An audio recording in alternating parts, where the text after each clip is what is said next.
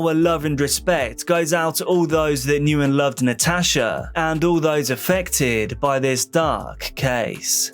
Natasha Cournoyer was a small-town girl from Anjou, Quebec. With a cheerful disposition and a smile on her face, Natasha could light up any room that she walked into. By her mid-30s, everything was coming together. She loved her job at the Correctional Service of Canada, and she excelled at it. She didn't actually deal with any prisoners, instead she worked in communications. She wrote press releases, emails, and dealt with the media, all things that she was great at. In fact, she had just had a promising chat with her supervisors about a promotion. She had a boyfriend, Michel. The two had dated for around 4 years before breaking it off, but they were back on and working through it. And now they were back on track. Sadly, Natasha was dealing with the recent death of her father, but she was coping well. She put on a brave face for her mother. She was happy being the strong one. She had great friends, great family, and was doing well. At 37 years old, Natasha had her life together.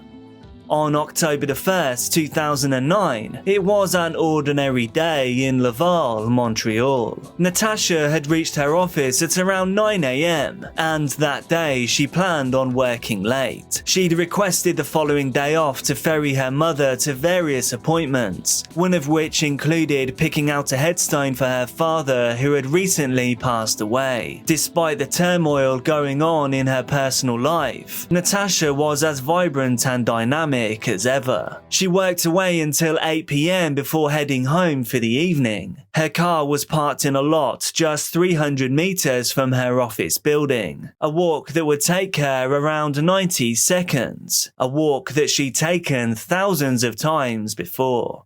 But Natasha's car would never leave that parking lot. The next day, on October 2nd, the 37-year-old didn't arrive to pick up her mother. She didn't answer her phone calls, and she wasn't at home either. It soon turned out that none of Natasha's friends or co-workers had seen her that day at all. This just wasn't like her. Natasha cared deeply for those around her. She wouldn't have left her mother waiting without a word. At around 5 PM, her relatives filed a missing persons report. The police investigation began immediately. Detectives were deployed to Natasha's office. There, they looked to piece together her last known movements. Arriving there, they found Natasha's car still in the parking lot. At that moment, a man was standing near her car, behaving strangely. He told the police that he and Natasha were in a relationship, and that he was trying to figure out where she could have gone. The man's name was Michel Trottier. Michel was concerned about scratches on the back door of Natasha's car. While detectives were unable to ascertain whether this was something to do with her disappearance, or if the scratches had appeared earlier, partner Michel was sure. Natasha took care of her car like it was her baby. The car simply wasn't scratched before. Of that, he was sure. There was no reason to suspect Michel of involvement in Natasha's disappearance, so the detectives continued with their search. Natasha's colleagues spoke of her demeanour in work on October 1st, the day before her disappearance. They said there was nothing strange about her behaviour. She was in a good mood and friendly as always. They didn't think that anything was bothering her. As stated before, she needed October 2nd off, as she and her mother planned to resolve issues with her father's tombstone. Therefore, she stayed at the office building later that night until around 8 PM. And according to her friends, Natasha had no conflicts with anyone. They thought it was difficult to imagine that someone could hold a grudge against Natasha. Although she worked in federal corrections, she worked in an office and had no contact with prisoners. Her job was completely separate. There was no reason to suspect that these two things were connected. The police deployed hundreds of officers, aviation and canine services to search for Natasha. Meanwhile, her friends and relatives tirelessly put up flyers with her photo, hoping someone would see her or know something about her disappearance. Someone had to have seen something, surely. But after 4 days, the police were coming up blank. Her loved ones offered a $10,000 reward for any good information that would help bring Natasha home. Part of them wanted to believe that she had left on her own accord. They wanted to believe she was safe and sound, but she was simply struggling with the death of her father and just wanted some space. However, boyfriend Michelle was convinced that she had been kidnapped. This behavior just wasn't Natasha. She would not have just disappeared. The police considered all possible versions of her disappearance, trawling through Natasha's last day at work. They accessed CCTV cameras inside the building where she worked and on its facade. Natasha entered the building at 9:04 a.m. and then left at 8:07 p.m. She could be seen heading directly to the area of the parking lot where she parked her car. But this particular section typically had poor lighting. Natasha disappeared into the darkness, and after a few minutes, her car headlights turned on. The car then started moving, but not to the exit, instead to the opposite side of the parking lot. This was also a poorly lit area, but the car could be seen stopping there for 20 minutes before then moving to the exit. But on closer inspection of the CCTV, police were met with a harrowing discovery. This was not Natasha's car. Instead, it was a Ford Windstar minivan. The minivan had driven into the parking lot at 6:35 p.m. It had parked up next to Natasha's car. Police could only assume that Natasha had gotten inside the van. But why and who with? Was she escaping for a few days by choice? Or had she been forced to enter the vehicle against her will? Police, based on this video, were no longer looking at Natasha Cournoyer's disappearance. This was her kidnapping. On October the 6th, the investigation took a devastating turn. 5 days after Natasha's disappearance, she was found in a suburban neighborhood 25 kilometers from her office. City workers on their lunch break found her lying among some shrubs near a boat launch on the St. Lawrence River. Natasha had been badly beaten. Her face had been struck, her nose broken, and her eyes blackened. There were marks on her wrists and ankles indicating that someone had tied her up. She had also been violated. Finally, she had been throttled until no longer breathing. The case now moved to a murder investigation. While waiting for the autopsy and DNA analysis from Natasha's body, the detectives turned their efforts to identifying the owner of the minivan, the van from the parking lot on the day that Natasha disappeared. In 2009, there were 2 motels near to Natasha's office building. 10 days after the body was found on October the 16th, the police visited both motels hoping for a breakthrough. Luckily, Lido Motel, one of the 2, had their guests fill out check-in cards with their vehicle information and registration. On one of the cards, they found a Ford Windstar. It was parked at the Lido Motel on the day that Natasha disappeared. The owner was a man named Claude LaRouche. As the police looked into LaRouche, what they found was frankly blood-curdling.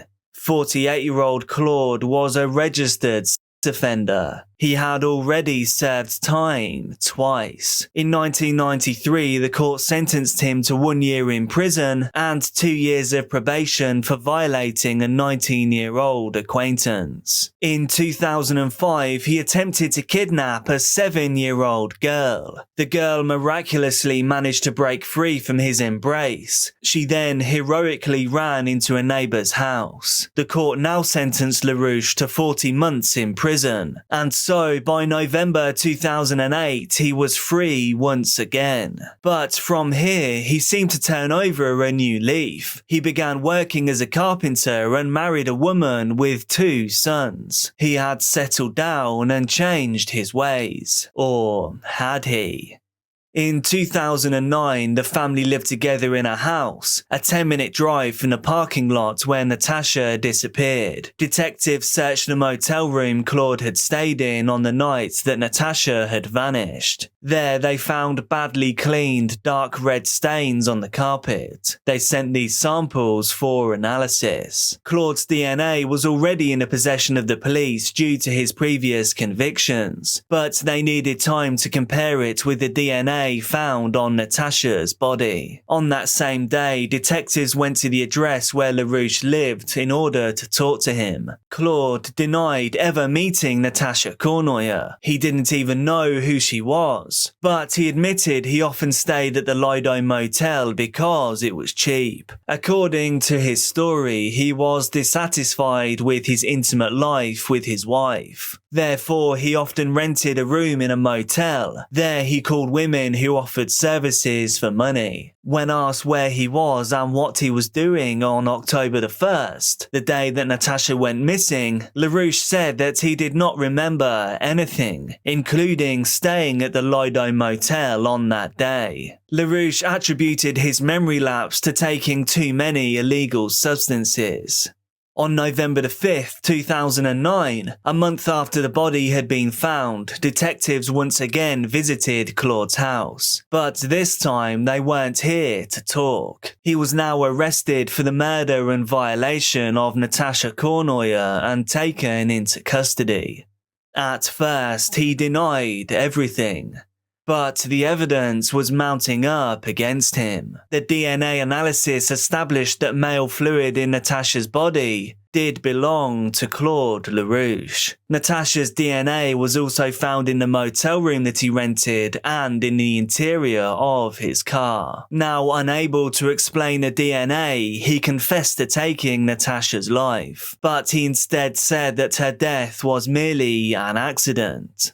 The case went to trial in 2011. The prosecution and defense painted 2 very different pictures on what had happened on the evening of October the 5th. The defense claimed that Claude went to the motel in order to consume a large amount of illicit substances and to watch adult movies. However, this batch of substance hadn't given him the type of high that he was used to. He then had to call a dealer in order to purchase more. He and the dealer then made an agreement to meet on a bike path near the parking lot where Natasha worked. When she spotted him using the substance in his van, she confronted him and they got into an argument. Despite the argument, LaRouche claimed she agreed to go with him to his hotel room. Here he claimed that he ended her life by accident, but he couldn't remember how because he was now so high. The prosecution obviously refuted his version of events. They suggested he was on the hunt for a victim, and there by chance he found a lone Natasha. Like the predator that he is, he then pounced on her, pushed her into his car and then closed the door. He then took her to the motel,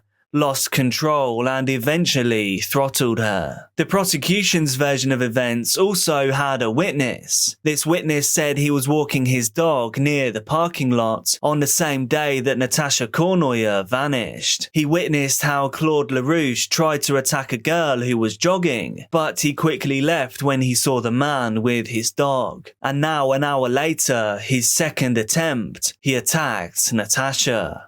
The prosecution believed that LaRouche had tied Natasha up, and he had then driven her to the motel against her will, and she didn't leave that motel alive.